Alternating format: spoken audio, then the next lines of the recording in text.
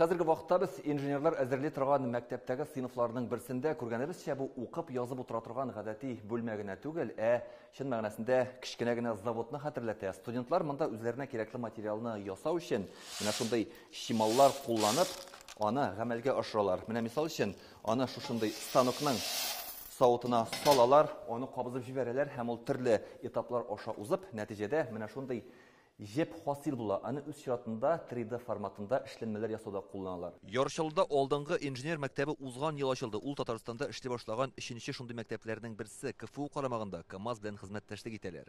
Бүген монда студентлар юк иде, беренче имтиханнарын тапшырып йөриләр. Аларга инженер электромобиль белгечлеге, водород ягылыгы буенча белем бирәләр. Яңа технологиялар күрсәтәбез, предприятиеләргә йөртәбез. Именно нинди кызыклы хәзерге көндә технологиялар бар, барсын да күрсәтәбез, сөйлибез. Һәм балаларны әзерлибез, именно цифровизация кертәбез балалар өчен.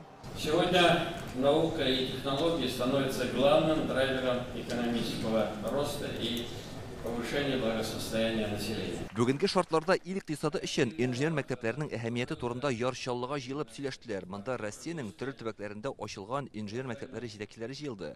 Рөстәм Миңнеханов үз чыгышында республикада инженер мәктәпләре үсеше өчен шартлар бар ди. Бездә сәнәгать нык үсештә һәм фәнни нигез көчле.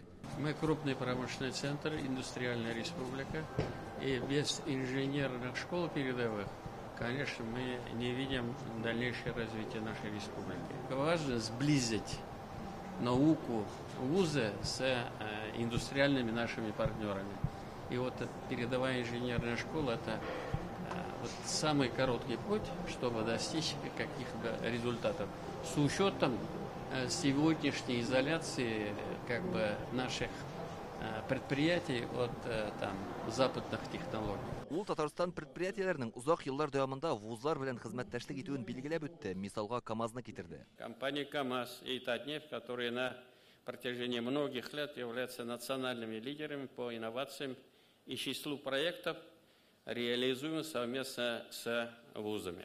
Россия президенты илнең технологик яктан мөстәкыйльлеген тәэмин итү бурычын куя. Моның өчен белем бирү системасын яңа дәрәҗәгә чыгарырга һәм сыйфатлы технологияләр кирәк. Бу максатны үтәүдә инженер мәктәпләренең роле зур. В 2022 году главный итог, что мы отобрали эти школы. 2022 елда без Россиядәге төрле төбәкләрдә 30 мәктәпне сайлап алдык. Алар алдында җитди максатлар тора, чөнки монда белем дә бирәләр, катлаулы инженерлык мәсьәләләрен дә хәл итәргә тырышалар. Отношения самые серьезные и у индустриальных партнеров, и у самих университетов. Инженер мәктәпләренең нәтиҗәле эшчәнлеге турында ил күләмендәге җыелышның ярчалда узуы очраклы түгел, чөнки монда данлыклы КАМАЗ заводы бар. Автогигантта меңләгән кеше хезмәт куя. Үзләренең фәнни үзәкләре бар. Тик шулай да замана таләпләренә туры килә торган белгечләргә кытлык. Әгәр дә узган ел ачылган инженер мәктәбе уңышлы эшләп китсә, бу мәсьәлә хәл ителәчәк, ди КАМАЗ җитәкчесе. Мы знаем, что нам надо. Без заводка кемнәр кирәген беләбез, галимнәр, укытучылар белгечләрне ничек әзерләргә икәнен белә. Иң мөһиме аңлашып, ихтыяҗын чыгып эшләргә кирәк.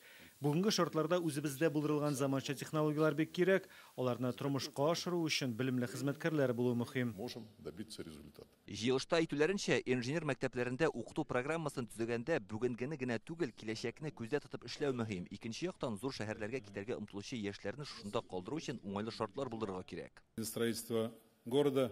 Кайчандыр акыллы инженерлар тырышлыгы белән ялан кырда КАМАЗ заводы барлыкка килгән. Оста төзүчеләр Татарстан картасында яңа кала ярчаллыны салган. Бүген кабат шундый белгечләр алдына җитди бурычлар куела. Килгән кунаклар Ярчалыдан тыш Әлмәт һәм Казандагы алдынгы инженер мәктәпләре белән танышачак. Шулай ук әлеге уку йортлары белән хезмәттәшлек итүче предприятиеләрне дә карарга җыйналар. Ярчалыдан Илдар Сафиуллин, Рәмзил Гарипов, Яңа гасыр каналы.